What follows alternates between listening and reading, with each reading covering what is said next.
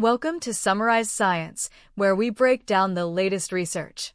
Today, we're looking at a fascinating phenomenon called a dispersive shock wave, or DSW. You can think of it not as a single violent shock, but as a sharp leading wave followed by an expanding train of ripples. They show up in nature as tidal bores and atmospheric waves, but researchers just reported observing one for the very first time inside an intense beam of electrons. The experiment was conducted at the University of Maryland Electron Ring, or UMER, which is essentially a small racetrack for electrons. To trigger the shock wave, the science team didn't create a peak or a splash in the beam, but rather a small, localized dip in its density. They then let the beam circulate around the ring over and over, measuring the shape of this disturbance on each lap.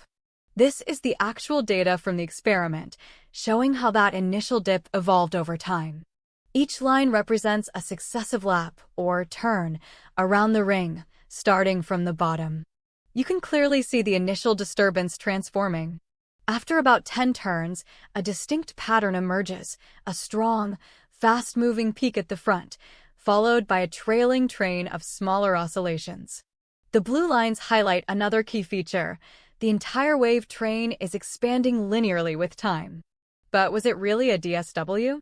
To prove it, the researchers had to check if it followed the specific rules predicted by wave theory. First, they analyzed the leading peak of the wave. Theory predicted it should behave like a special type of stable, self-reinforcing wave called a soliton. As you can see in panels A and B, their measurements of the peak's velocity and width lined up perfectly with the predictions for a soliton. Next, they confirmed that the total width of the wave train grew at a constant rate, which is the defining characteristic of a DSW, and their data in panel C shows this linear expansion perfectly. So, let's recap the important points. For the first time ever, scientists have generated and observed a dispersive shock wave in an intense electron beam. They did this by introducing a small negative pulse, which evolved into the characteristic DSW structure of a leading soliton followed by an expanding oscillatory train. Their measurements confirmed that the wave followed the precise scaling laws predicted by theory. What does this mean for the future? This work establishes that intense particle beams are a brand new, highly controllable platform for studying complex nonlinear wave physics.